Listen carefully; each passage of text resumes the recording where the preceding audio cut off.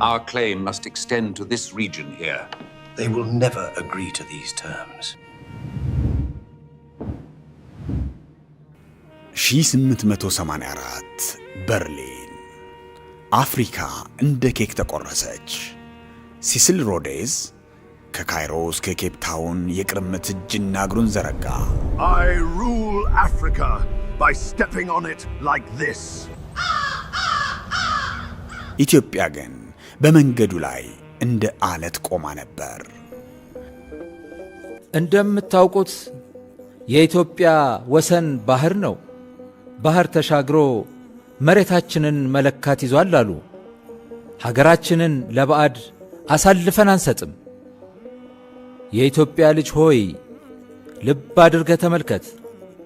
ኢትዮጵያ የተባለችው አንደኛ እናትህ ናት፣ ሁለተኛ ክብርህ ናት፣ ሶስተኛም ሚስትህ ናት፣ አራተኛም ልጅህ ናት፣ አምስተኛም መቃብርህ ናት።